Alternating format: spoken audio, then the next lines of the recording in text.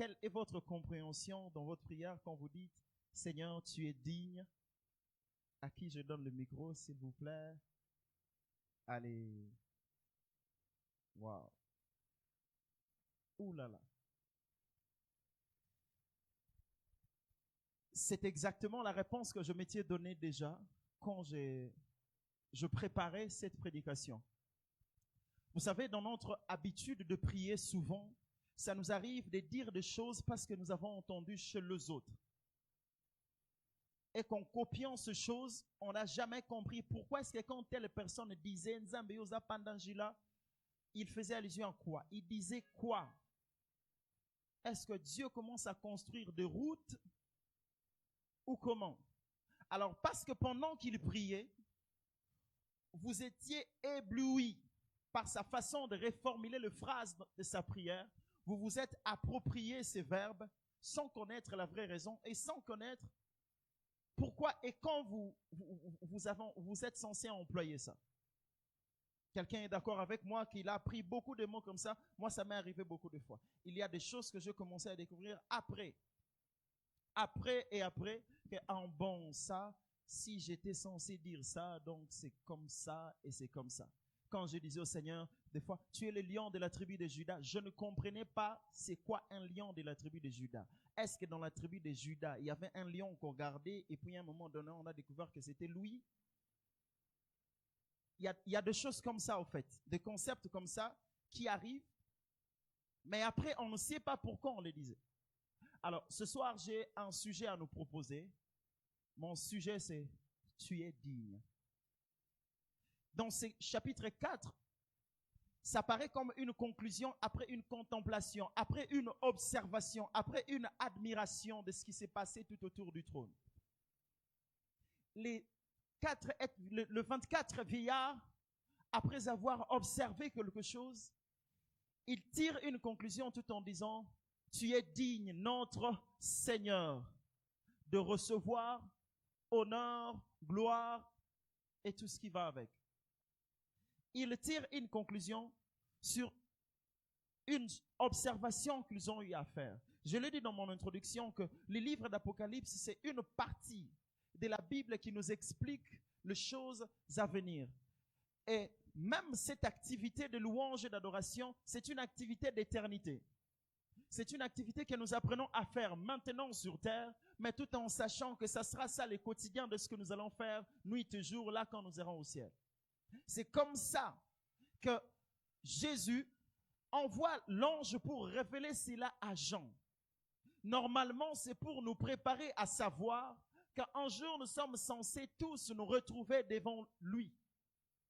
Un jour nous sommes tous censés nous retrouver devant l'agneau, devant celui qui nous a rachetés, devant notre Créateur. Un jour, chacun de nous sera là devant lui. Et qu'est-ce qu'il sera en train de faire? Il sera en train de monter de louanges et d'adoration. Il sera en train de glorifier celui qu'il a tant aimé sans avoir vu. Un jour, c'est ça l'objectif de ce texte, que nous puissions comprendre, quoi que ce soit une chose, une activité dans l'avenir, mais soyez prêts, vivez dignement, parce que demain, le monde prendra fin. Demain, ce que nous sommes en train de voir aujourd'hui n'existera plus. Il y aura la fin de toutes choses. Il y aura un jour où la trompette va sonner et tout ce que nous sommes en train de voir sur cette terre perdra son sens. Vous savez bien que nous, les chrétiens, nous avons encore un peu de temps sur cette terre. Nous avons juste un peu de temps. Et chaque fois, avec la flamme que le Saint-Esprit met dans nos cœurs, vous avez de temps en temps, de jour après jour, de moins en moins, le dégoût de continuer à vivre sur cette terre. Parce que l'Esprit en nous nous donne le goût de l'éternité. Et chaque jour, quand nous méditons sur l'Esprit que nous avons reçu, nous avons tendance à ne pas nous retrouver sur cette terre. Ça vous est déjà arrivé, vous-même en train de prier, et d'avoir l'impression que, apparemment, je voudrais pas finir. J'ai juste besoin de me retrouver dans cet état où je suis devant le trône du roi, en train de l'adorer lui seul. Exactement. Cette sensation, c'est l'image de la prochaine vie. Cette sensation, c'est l'image de la prochaine étape. Parce que quand Jésus reviendra, ça sera pour mettre terme à toutes nos souffrances et à tous ces questionnements. Il sera temps que chacun de nous se retrouve là devant l'agneau pour lui rendre honneur et gloire. Dans le livre d'Apocalypse, le premier chapitre, dans son premier verset, la Bible dit « Révélation de Jésus-Christ que Dieu lui a donné pour montrer à ses serviteurs les choses qui doivent arriver bientôt et qu'il a fait connaître par son serviteur Jean. » Il l'a fait montrer expressement quelque chose qui doit arriver. Et tout le livre d'Apocalypse nous montre des choses qui doivent arriver. Ce que Jean voit, ce sont des événements terrifiants pour ceux qui aiment le monde.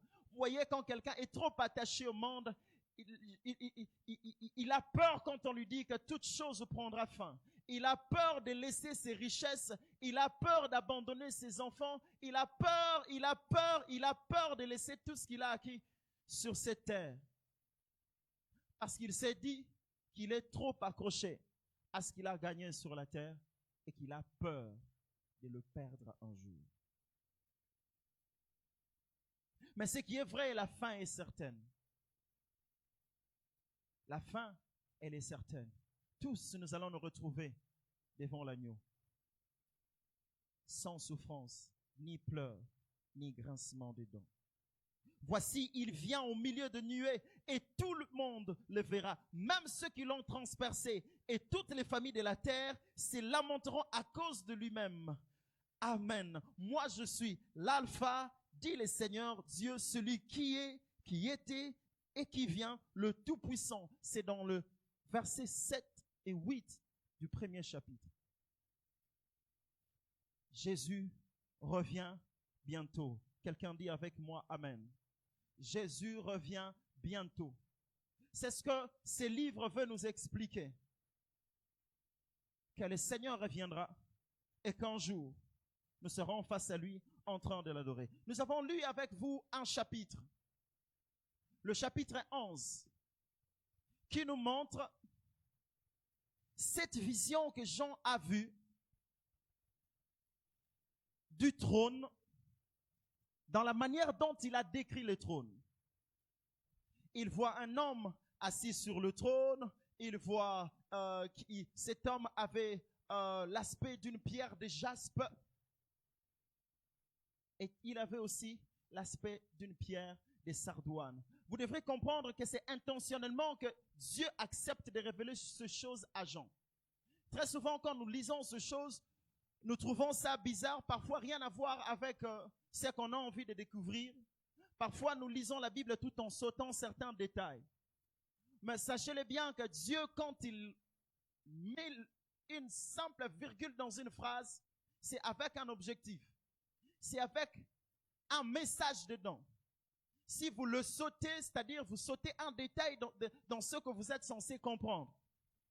Je sais que ce ne sont pas des mots que nous sommes habitués avec dans notre quotidien. Entendre quelqu'un qui prie et dire « Seigneur, je vois la figure ou quelqu'un qui avait l'aspect d'une pierre de jaspe et de sardoine et de son trône, il y a l'arc-en-ciel qui entourait son trône comme de l'émeraude. » C'est parfois dégoûtant si on veut vraiment entrer dans le détail. Mais c'est important, c'est ce que je veux que nous puissions découvrir ce soir. Amen.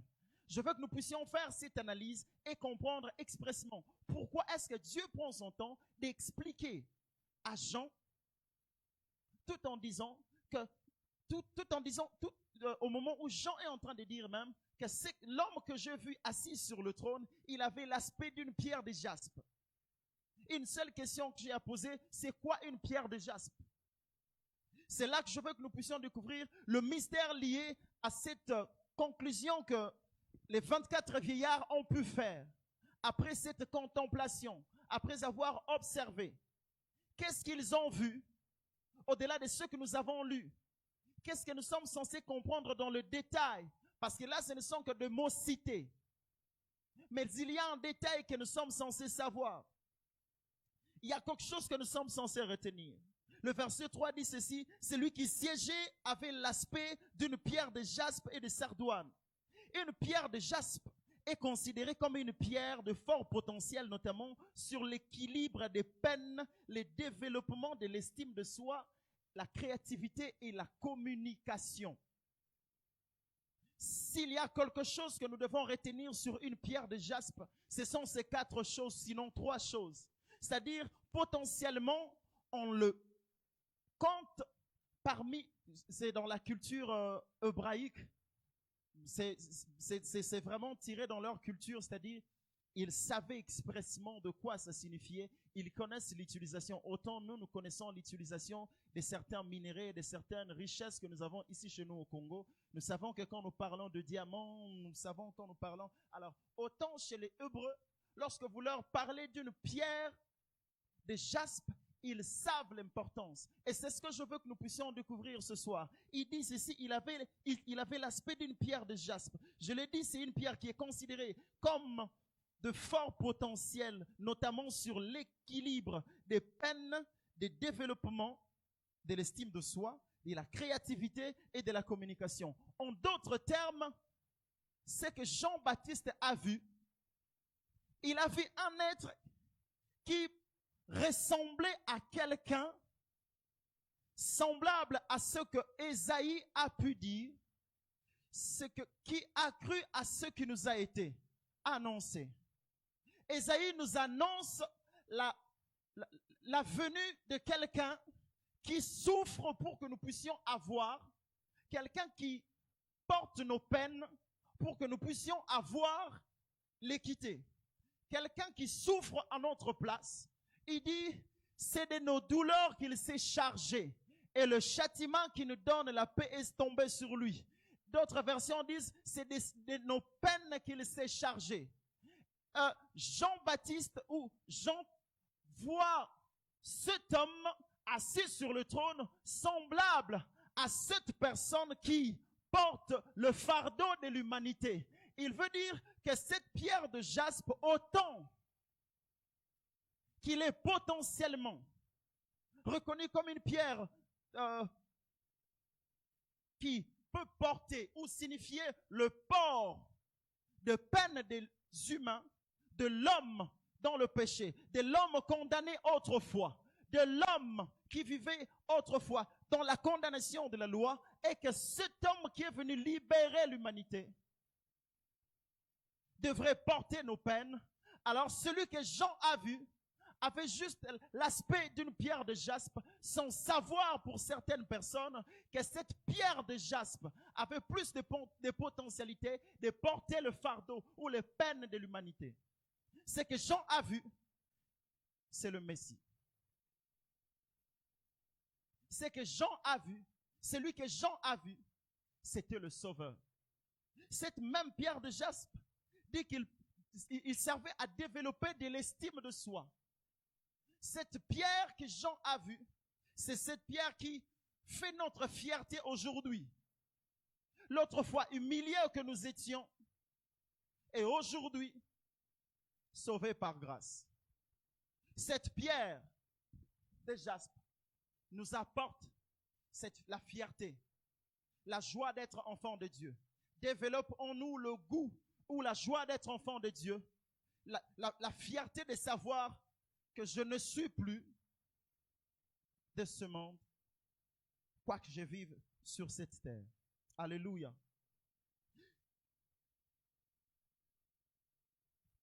Cette pierre devrait avoir une couleur.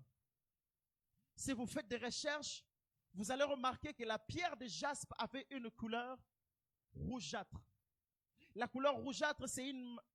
Si je dois vous donner peut-être une illustration, si vous prenez le sang, vous mélangez avec de l'eau, cette légère couleur que donne cette mélange, ce n'est vraiment pas une couleur rouge.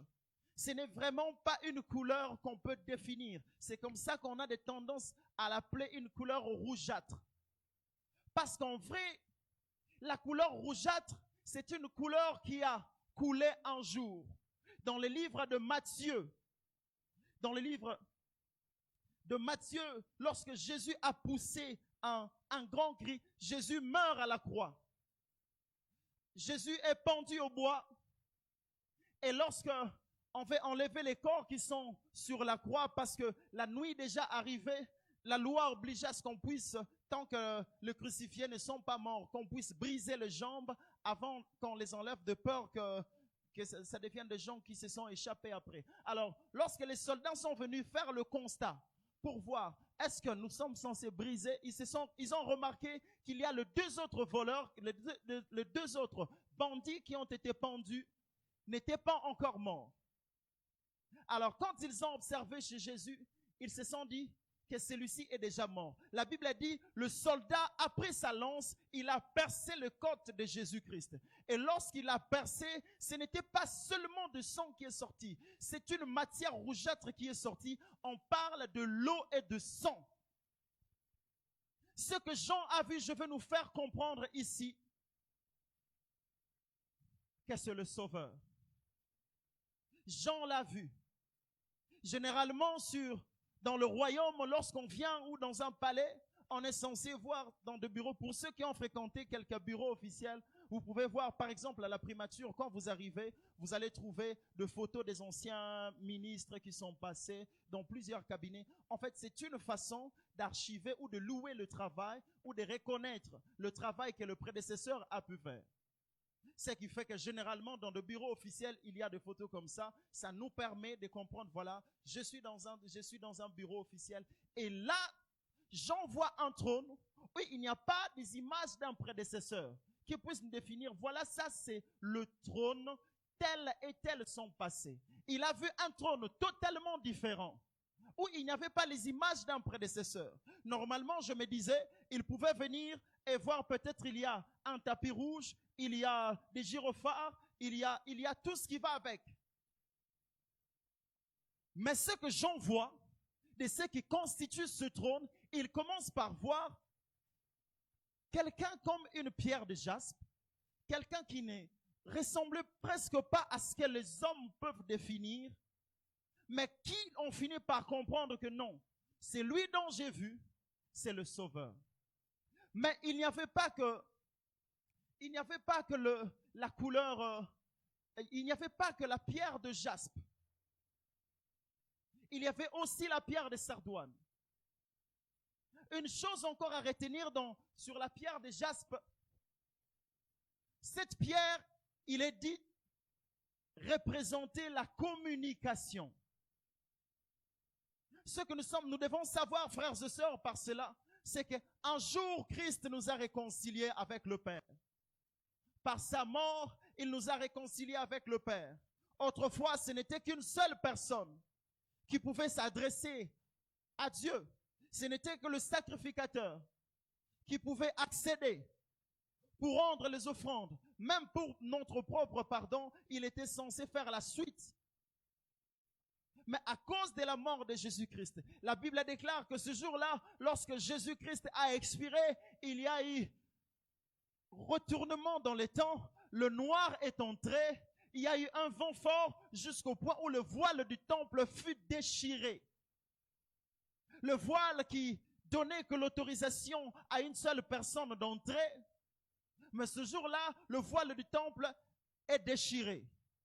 Et notre communication, notre communion avec le Père fut restaurée. Ce que Jean a vu, c'est cette personne qui a restauré notre communion avec le Père. C'est cette personne qui nous a sauvés dans le péché. C'est celui-là qui est mort à la croix. C'est celui-là qui a porté nos peines. Et c'est celui-là que Jean a vu. Jean a vu aussi quelque chose d'autre.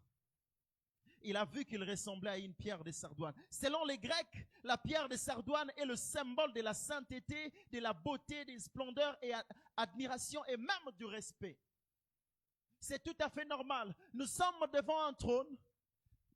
Celui qui est assis mérite tout le respect qu'il faut. C'est pour ça, frères et sœurs, quand nous venons dans la présence de Dieu, nous devrons venir, même à l'église, quand nous venons dans le service ou dans nos cultes, nous devrons venir avec un maximum de respect pour celui pour qui nous sommes venus. Il y a des gens qui viennent dans les temples, qui viennent à l'église, ils s'en foutent du sacré. il n'y a pas de différence quand ils sont chez eux à la maison et quand ils sont ici à l'église. Autant il a du mal à s'élever pour recevoir un visiteur qui arrive, il se dit, je me fais les luxes, c'est comme ça que je suis. Même quand il faut acclamer le Seigneur, il a du mal à s'élever pour le faire. Frère, je vais vous dire une chose. Dans la Bible, le mot adoration, vraiment, ce n'est pas un verbe défini, adorer de façon claire. Le mot adoration, c'est un concept. Si vous allez même dans l'Ancien Testament, en hébreu, il y a des mots qui définissent l'adoration. Quand vous faites la traduction en français, ça ne vous donne pas directement ce qu'on appelle adoration. Ça vous donne par exemple servir ou le service. Si vous prenez, je sais que ce n'est pas un mot que je suis censé vous dire, mais si vous prenez par exemple le mot d'arrêt, en hébreu qui veut juste dire servir. Mais lorsque vous voyez la traduction en français dans la Bible, dans l'Ancien Testament, ce mot est défini comme un service d'adoration. On présente l'adoration comme étant un service. Il y a le mot hawa, qui veut dire se prosterner volontairement. C'est un geste physique. Et il y a des gens qui pensent que louer ou adorer Dieu, ça dépend de eux, ça dépend de vous, ça dépend de... Non, frère. Dieu a pris toutes les dispositions pour que tout le monde s'aligne. Lorsqu'on parle d'adorer Dieu, lorsqu'on dit se prosterner, lorsqu'on dit faire des prières de confession, tout ça, c'est ce qu'on appelle le culte d'adoration. Ça engage le physique parfois. C'est ce que les 4 êtres vivants et les 24 vieillards font. Quand ils se prosternent, c'est un mouvement physique. Alors du coup, il n'y a pas dans l'église des gens qui s'assoivent, qui disent « Non, ce n'est pas de ta propre façon qu'on loue ou qu'on adore. » On s'aligne à la manière dont le roi est censé être honoré. Le roi lui-même a aligné, voilà le protocole. Pour qu'il soit honoré, il y a porte élevée volento, il y a ça, et tout le monde est censé s'aligner. Le mot hawa engage un mouvement physique. Vous voyez, quand nous faisons un culte, nous engageons notre physique. Que ce soit un culte communautaire ou que ce soit un culte personnel. C'est-à-dire, vous êtes censé vous exercer de temps en temps, savoir, est-ce que je suis en train de servir? Sinon, votre adoration est encore incomplète. Est-ce que quand je me mets à prier, de temps en temps, je m'agenouille? Est-ce que j'ai des temps de me prosterner? Est-ce que j'ai des temps de faire des prières de confession? S'il y a des détails qui manquent encore dans votre adoration, frère, votre adoration est encore incomplète. Et cette pierre de sardoine nous pousse à comprendre une chose. Que devant celui qui est notre roi suprême, nous sommes censés nous incliner. Il est saint, il est beau. Nous lui devons un maximum de respect en tant que notre créateur.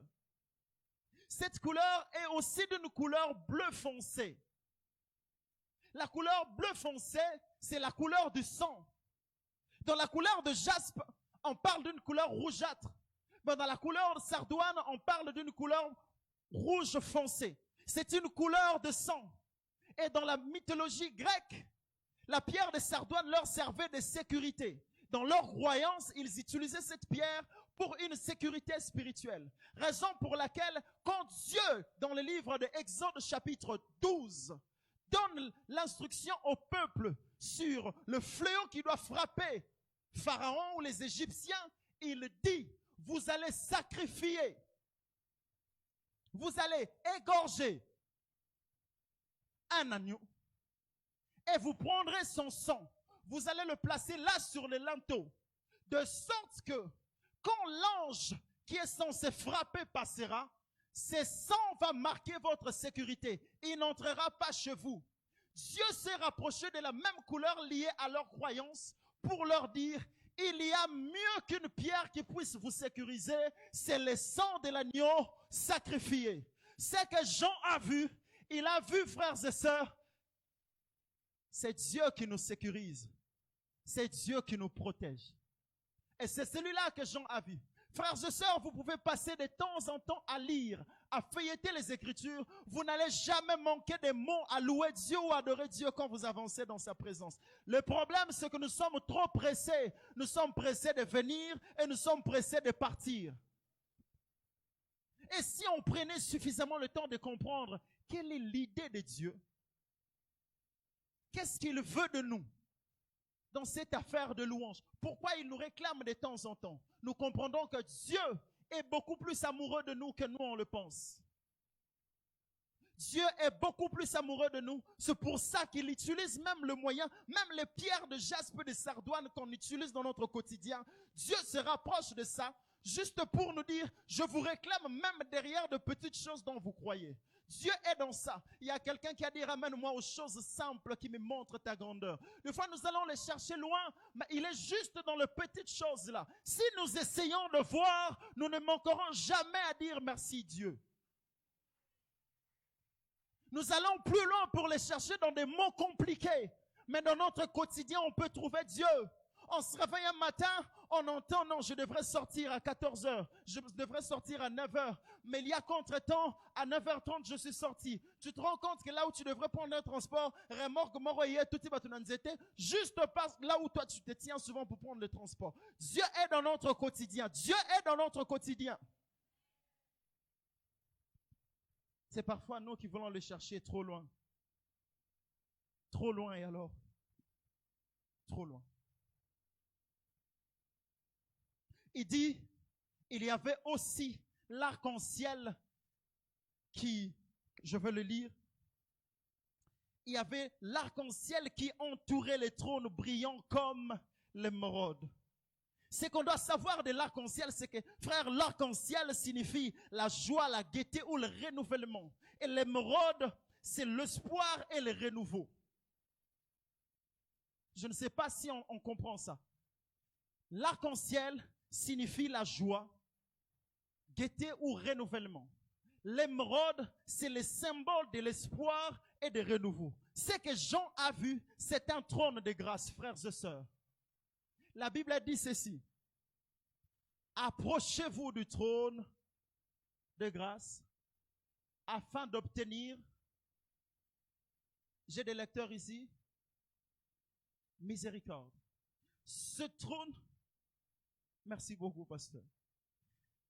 Ce trône qui a la couleur de l'arc-en-ciel, qui est entouré de l'arc-en-ciel, entouré de joie et de renouvellement, l'émeraude qui est symbole de l'espoir et du renouveau, c'est une seconde chance que Dieu donne à quiconque approche le trône.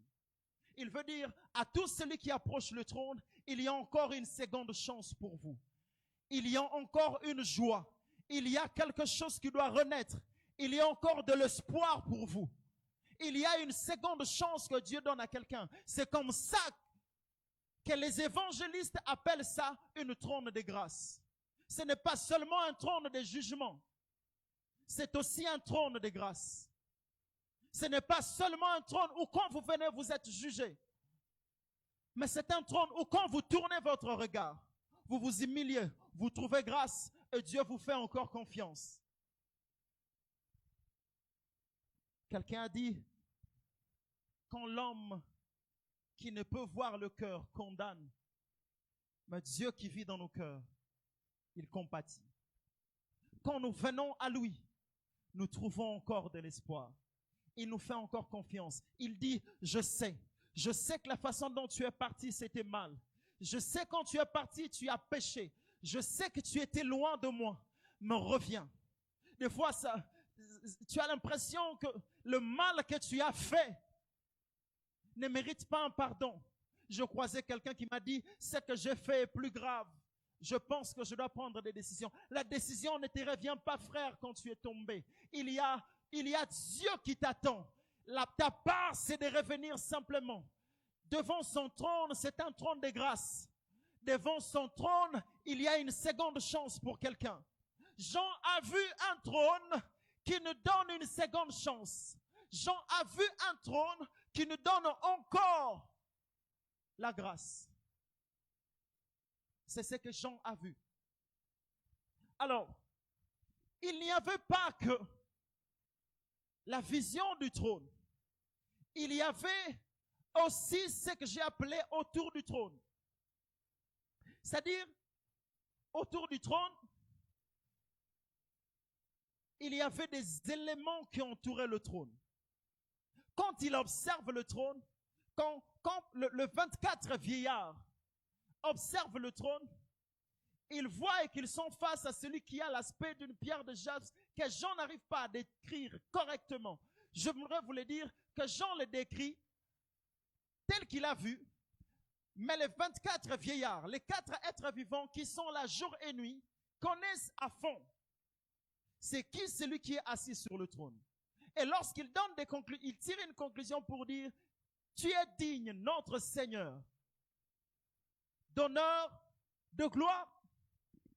Ils ont la connaissance du fait qu'ils sont là devant lui, ils le voient nuit et jour. Mais la part des gens ici, c'est de nous révéler la vérité, pas cachée parce que c'est déjà révélé, cette vérité liée à la connaissance de la personne qui est là sur le trône. Je sais que je suis en train d'expliquer des choses qui sont difficiles, qui peuvent paraître parfois trop rapides dans les explications. Comprenez, je vais dire comme le pasteur Georges qui l'a dit l'autre fois. Les livres d'Apocalypse est un livre de foi difficile à expliquer parce que ici nous parlons d'une vision que quelqu'un a vue et que nous sommes censés interpréter à la lumière des Écritures. Amen. Est-ce que c'est difficile pour quelqu'un jusque-là? Voilà. Personne n'a levé les mains, donc je comprends que jusque-là, c'est clair. Quand Jean voit tout ça, il regarde maintenant autour du trône. J'ai une question à poser à quelqu'un. Qu'est-ce que vous venez chercher dans la présence de Dieu? Quand vous venez chaque fois, qu'est-ce que vous venez faire? La deuxième question, pourquoi vous manquez beaucoup à dire? Pourquoi vous séchez quand il faut louer ou adorer Dieu? Pourquoi vous n'avez pas assez de mots? Qu'est-ce qui se passe?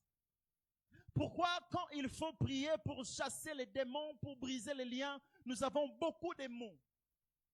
Mais pourquoi quand il faut adorer Dieu, on n'a pas assez de mots? J'ai aimé ce que j'ai vu dans ces livres. Les détails que j'ai pu voir, il y a les 4 êtres vivants, à part le 24 vieillards qui jettent leur couronne. Il y a les 4 êtres vivants. La Bible a dit que ces 4 êtres vivants sont entourés des yeux, devant, derrière et même au-dedans d'eux. Est-ce que vous avez déjà vu des êtres comme ça? Quelqu'un qui a des yeux à l'intérieur de lui, quelqu'un qui a des yeux devant lui, comme ça, comme nous, et il a aussi des yeux derrière. À quoi le servent ces yeux? C'est quoi l'importance de ces yeux? Et qu'est-ce qu'ils disent? Avec leurs yeux, ils sont en train de dire ceci. Saint, Saint, Saint est le Seigneur Dieu. Celui qui était, celui qui est et celui qui vient. En d'autres termes, ce qu'on est censé comprendre. Les yeux des 4 êtres vivants nous renvoient à l'adoration dans les temps. Je vais me faire comprendre. Ils ont des yeux derrière pour voir le passé. Ils ont des yeux au-dedans d'eux pour voir le présent. Et ils ont des yeux devant eux pour voir le futur. C'est que ce livre veut dire à un adorateur qui avance devant le trône, garde tes yeux de l'intérieur pour voir le présent. Garde tes yeux de derrière pour voir ton passé et garde tes yeux de devant pour voir ton futur. Si tu as manqué de mots à dire pour ce que tu as vu hier, tu peux louer Dieu pour ce que tu as vu aujourd'hui. Si tu finis de puiser tes louanges aujourd'hui, tu peux puiser encore tes louanges sur l'avenir. Hier, Dieu a été quelqu'un de bon pour toi. Il était une fois, nous étions tous comme des brebis errants. Par sa mort, il nous a rachetés. Frère, nous avons toujours des mots à dire à Dieu. Si ce n'est pas dans ce qu'il a fait hier, c'est dans ce qu'il est en train de faire aujourd'hui. Si ce n'est pas dans ce qu'il a fait aujourd'hui, c'est dans ce qu'il fera demain. Garde tes yeux tout autour de toi. Garde tes yeux tout autour de toi. Ce qui fait que nous puissions parfois oublier certaines choses, sécher des mots quand nous venons dans la présence de Dieu, c'est parce que nous venons seulement avec les yeux de demain. Ou même, on vient seulement avec les yeux pour aujourd'hui. Nous venons avec les yeux de tout au-dedans de nous. Nous oublions que plus en venant devant le trône, il y a des yeux pour demain. Les yeux du devant nous permettent de voir l'avenir. Est-ce que quand nous regardons à toutes les promesses de Dieu, est-ce que quand nous voyons à tout ce qu'il a promis, devons-nous manquer de mots à dire à Dieu? Pourquoi nous manquons de mots quand nous venons? Pourquoi nous sommes si vite à partir? Comme si ce qu'il fait pour nous est trop petit. Quand tu regardes ton propre passé, quand tu regardes ton propre passé, sans compter le futur, dans ton passé, combien de temps tu peux passer pour louer Dieu? Quand tu penses simplement à ce que tu étais hier, n'est-ce pas un sujet pour adorer Dieu? Quand tu vois ce que Dieu est en train de faire aujourd'hui, et quand tu penses à toutes les promesses qu'il a faites pour demain,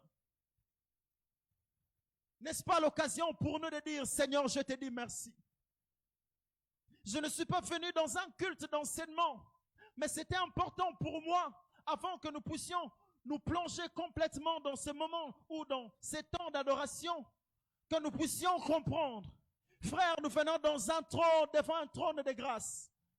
Et devant ce trône, il y a celui que nous connaissons, celui qui s'est révélé à nous. Nous venons devant le trône de notre Sauveur. Nous venons devant le trône de celui qui nous a sauvés. Au-delà du matériel qu'on peut gagner, je voudrais ici nous présenter la personne la plus importante quand nous venons adorer. C'est l'agneau. Il faut qu'à chaque fois que nous venons dans la présence de Dieu, même la raison de nos larmes parfois doit être celui que nous avons vu sur le trône.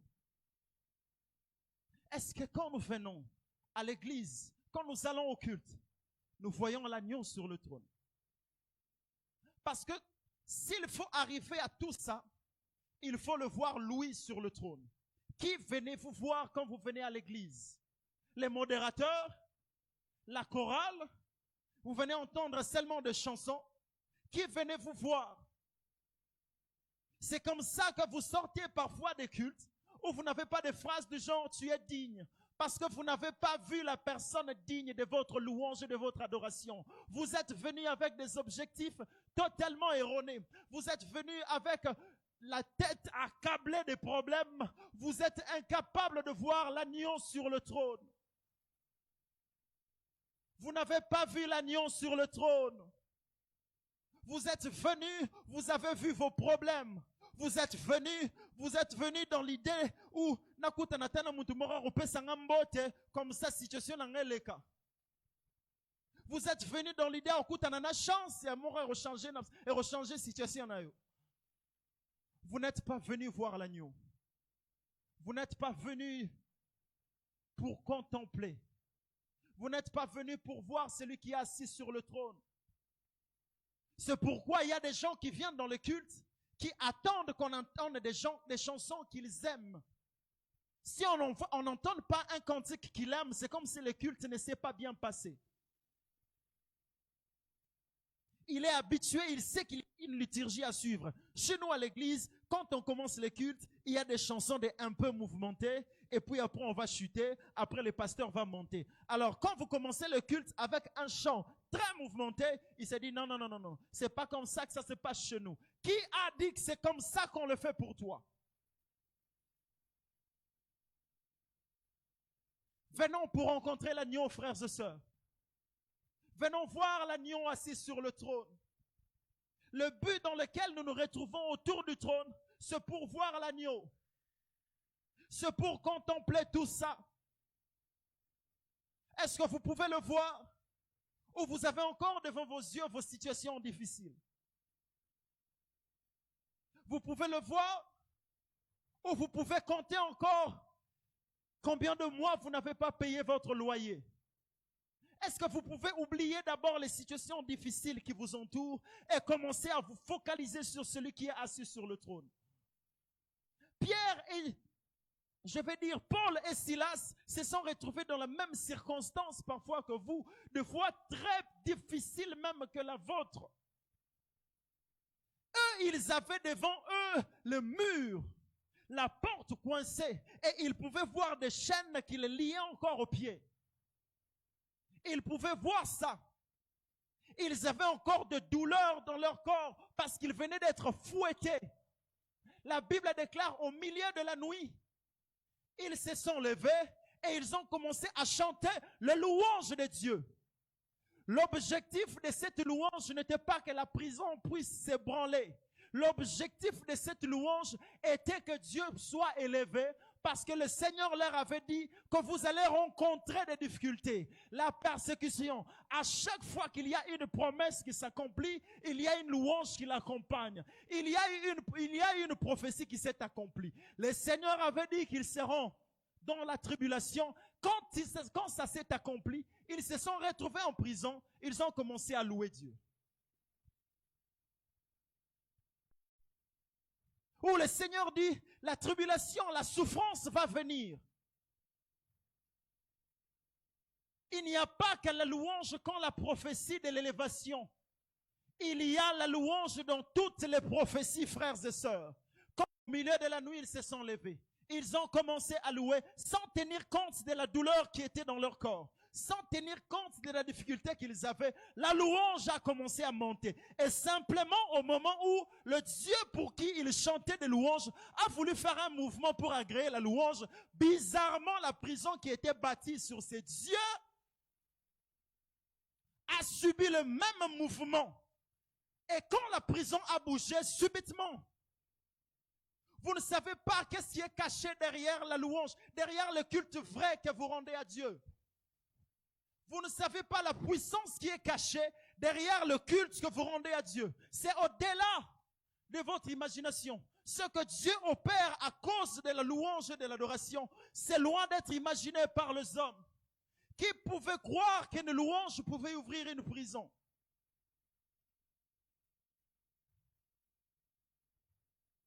Frères, venons dans la présence de Dieu en regardant l'agneau. Venons dans la présence de Dieu en regardant celui qui est assis sur le trône. Focalisez-vous sur celui qui est là sur le trône. Remettez Jésus sur le trône. Remettez Jésus sur le trône. Remettez-lui à sa place. Arrêtons de venir pour autre chose au culte. Ne voir que lui et lui seul. Ne voir que lui et lui seul. Vous savez, il y a un chant que nous avons l'habitude de chanter souvent. Mais après, je me demande où partent toutes ces chansons quand nous chantons au culte. Assis sur le trône, tu règnes à jamais. Nous venons chaque fois en chantant ça. Est-ce que c'est un slogan? Ou c'est la vérité de ce que nous voyons? Est-ce que nous chantons ça parce que le modérateur a entonné? Ou nous avons conscience qu'exactement, pendant le moment où je suis venu ici, il y a un seul qui est assis sur le trône? Je ne vous ai pas dit ça au départ parce que maman Marceline l'a dit le jour de sa prédication. Elle a défini c'était quoi un trône. Je me suis dit, nous avons compris c'est quoi le trône. Nous avons compris qui est censé rester sur ce trône. Le trône, c'est le symbole du pouvoir. Le trône, c'est le symbole d'une puissance, c'est le symbole de l'autorité. Lorsque nous chantons et nous disons qu'il est assis sur le trône, c'est que nous lui laissons toute la place qu'il faut. Chez les commentateurs bibliques, ils ont dit un trône, c'est une place où le souverain s'assied pour des occasions solennelles. C'est-à-dire, ça peut arriver que vous vous retrouvez dans une fête avec un président, il peut s'asseoir sur une même table que vous. Mais lorsqu'il rentre dans son office de travail, il a là son trône, symbole de son pouvoir, symbole de son autorité. Lui seul, assis sur son trône, parce que c'est lui qui nous dirige, parce que c'est lui le sauveur, parce que c'est lui le seul digne. Il est digne que nous puissions le louer. Pourquoi? Parce que c'est lui le sauveur. La Bible nous montre plus d'une fois où Dieu a envoyé des prophètes pour sauver l'humanité. La Bible nous montre plusieurs fois où Dieu envoie des hommes pour nous conduire au salut. Combien de fois ils ont échoué? Combien de fois leur force n'a pas été suffisante? Combien de fois Moïse a essayé jusqu'au point où sa colère lui empêche d'aller jusqu'au bout? Combien de fois les prophètes sont limités à cause de leur âge? Parce qu'il est humain, un jour il est censé partir. Mais il y a un seul qu'on appelle ancien des âges. Celui-là qui n'a ni commencement ni fin. C'est lui, quand il est venu pour nous sauver, il est mort parce que c'était la procédure, parce que c'était ça le prix à payer. Mais il n'est pas resté dans le tombeau. Il est sorti vivant. Et là, il est assis à la droite du Père. C'est lui qui a dit, je m'en vais vous préparer une place. C'est lui-là qui a dit, je m'en vais vous préparer une place. Frères, nous sommes tout autour du trône. Qu'est-ce que vous êtes venus faire autour du trône? Si les 24 vieillards jettent leur couronne et ils se prosternent, si les 4 êtres vivants disent Saint, Saint, Saint, et le Seigneur Dieu, celui qui était et qui vient. Et vous ce soir, qu'est-ce que vous cherchez autour du trône? Qu'est-ce que vous êtes venus chercher? Qui êtes-vous venus voir? Qu'est-ce que vous êtes venus faire? Est-ce que vous pouvez vous-même répondre à cette question? Qu'est-ce que vous êtes venus faire? Vous êtes venus voir un homme? Vous êtes venus voir celui qui est assis sur le trône? Frère, je pense que nous sommes venus voir celui qui est assis sur le trône. Nous sommes venus rendre hommage à celui-là qui est assis sur le trône, qui a accompli l'œuvre la plus belle qui puisse exister d'éternité en éternité. C'est celui-là que nous sommes venus voir. Est-ce que nous pouvons amener devant lui de parfum, l'or et l'encens? Qu'est-ce que vous avez amené de plus précieux ce soir pour lui? Pour honorer celui qu'il est. Pour honorer sa personne. Vous êtes venus comme vous venez tous les jours. Ou vous êtes venus cette fois-ci, c'est devant son trône pour fléchir.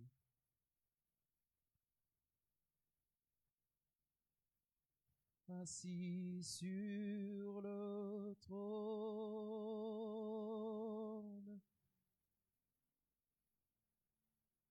il règne à jamais.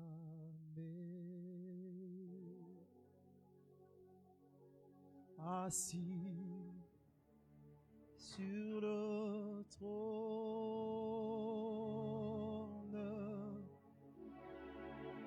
il règne à jamais.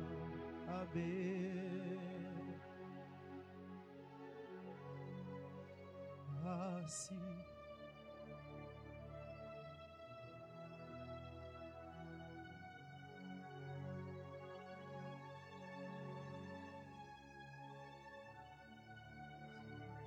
qui règne.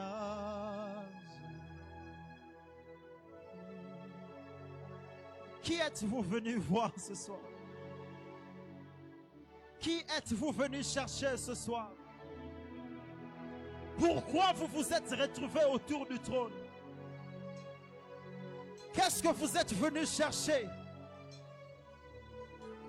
De tous ceux qui entourent le trône, il n'y a pas eu de spectateurs. Il n'y a pas eu quelqu'un qui est en train de chômer. Tous ceux qui entourent le trône ont une activité à faire. Commençons par les 24 vieillards qui sont la représentation du peuple de Dieu. En d'autres termes, nous qui sommes le peuple de Dieu, devant son trône, on ne chôme pas.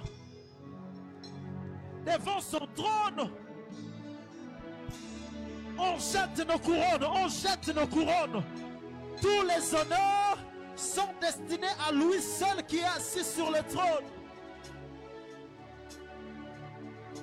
À lui seul et à lui seul. À lui seul et à lui seul. Il n'y a qu'un seul sur le trône qui mérite les honneurs. Il n'y a qu'un seul sur le trône.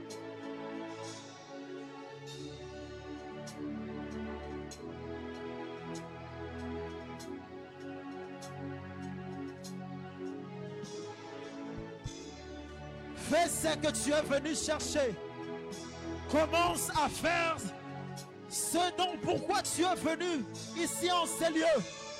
Si ce n'était pas pour un homme, commence par faire ce qui est prévu pour lui. Qu'est-ce que vous avez emmené? Qu'est-ce que vous avez emmené?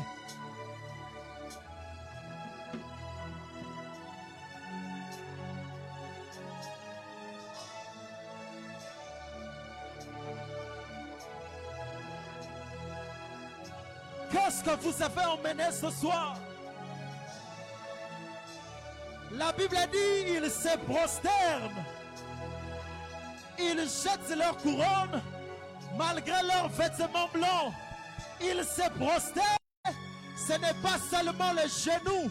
Se prosterner veut dire face contre terre. Ils se prosternent en signe d'humilité et d'honneur pour celui qui est sur le trône.